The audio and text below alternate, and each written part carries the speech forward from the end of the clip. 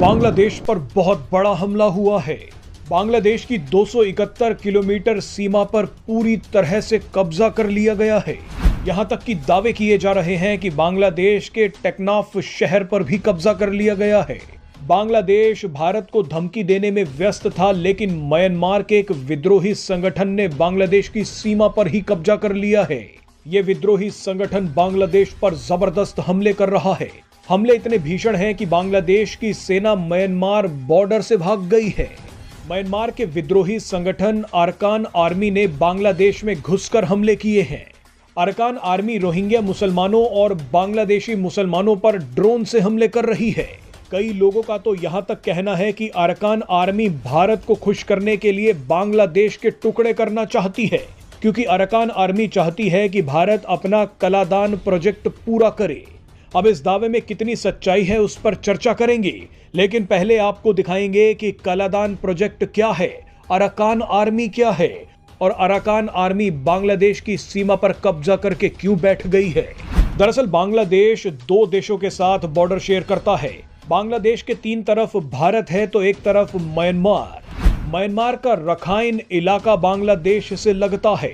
अब बांग्लादेश के खिलाफ रखाइन स्टेट में अरकान आर्मी आकर खड़ी हो गई है। पिछले कुछ दिनों से अरकान आर्मी बांग्लादेश पर ताबड़तोड़ हमले कर रही है। आप जानते ही हैं कि म्यांमार में गृह युद्ध चल रहा है। म्यांमार के अलग अलग इलाकों पर अलग अलग विद्रोही संगठनों का कब्जा है। ऐसे में रखाइन इलाका जो बांग्लादेश से लगता है, वहां अरकान आर्मी का राज है। बांग्लादेश और म्यांमार के बीच में गृह युद्ध देखकर भारत भी चौंक गया। बांग्लादेश में हो रहे हिंदुओं का अत्याचार का बदला म्यांमार लेगा। आप बार बार जिन रोहिंग्या मुसलमानों के बारे में सुनते हैं वो रखाइन के रहने वाले ही हैं। रखाइन में 30% आबादी रोहिंग्या मुसलमानों की है तो 60% से ज्यादा बुद्धिस्ट हैं। रखाइन इलाका हमेशा से ही बुद्धिस्ट लोगों का रहा है, लेकिन इस इलाके में रोहिंग्या मुसलमानों ने बुद्धिस्ट लोगों को मारना शुरू कर दिया।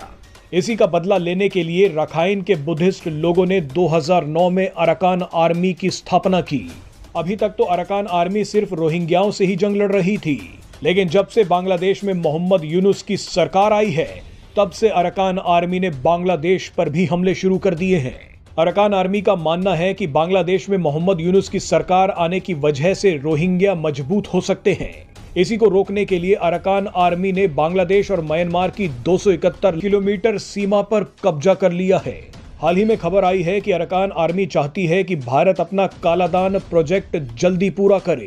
कालादान एक multi modal transit transport project है जो कोलकाता से म्यांमार और फिर म्यांमार से मिजोरम तक जाता है। इस प्रोजेक्ट में समुद्र, नदी और जमीन तीनों रास्ते शामिल हैं। कालादान प्रोजेक्ट का म्यांमार वाला हिस्सा रखाइन स्टेट से होकर ही गुजरता है। ऐसे में अरकान आर्मी भारत को खुश करना चाहती है। वो चाहती है कि भारत जल्द से जल्द इस प्रोजेक्ट का काम पूरा करे। अब म्यांमार में तो कोई सरकार है नहीं, अलग अलग जगहों पर विद्रोही संगठनों का राज है। ऐसे में रखाइन इलाके के सारे फैसले अरकान आर्मी कर रही है। बांग्लादेश भी पाकिस्तान की तरह कंगाल होने वाला है, क्योंकि जिस प्रकार से बांग्लादेश में इस समय प्रोटेस्ट चल रहा है, इससे तो यही लग रहा है कि बांग्लादेश के ये प्रोटेस्ट थमने के लिए नाम ही नहीं ले रहा है। जिस तरह से हिंदुओं को मारा जा रहा है, हिंदुओं को भगाया जा रहा है, ये बांग्लादेश के लिए मैसेज है कि जिस प्रकार से वो धीरे धीरे नीचे गिर रहा है, जिस देश में ये लड़ाई और जिस देश में इस तरह से प्रोटेस्ट होने लगे, वो देश कभी भी आगे नहीं बढ़ सकता, क्योंकि वो कभी भी आगे बढ़ने के लिए ध्यान दे ही नहीं सकता। ना अपने प्रोजेक्ट को सुधार सकता है, ना अपने डील को सुधार सकता है, केवल लड़ाई में लगा रहेगा और ना वो बाकी चीज़ों पर ध्यान दे पाएगा, लड़ाई में ही जूझा रहेगा। इसलिए कोई भी देश विकास नहीं कर पाते हैं। यानी कि जिस घर में लड़ाई हो उस घर का विकास होना ना तय है। उसी तरह जैसे पाकिस्तान में होता है, पाकिस्तान इधर उधर हमेशा लड़ता रहता है और हमेशा आतंकवाद का फायदा उठाता है। इसी तरह बांग्लादेश में भी अब हो चुका है और बांग्लादेश भी कंगाल होने वाला है पाकिस्तान की तरह। तो पाकिस्तान और बांग्लादेश के बारे में क्या कहना चाहते हैं कमेंट में जरूर बताइएगा। तो दोस्तों, अगर मेरे चैनल पर नए हैं तो मेरे चैनल को सब्सक्राइब कर लीजिए।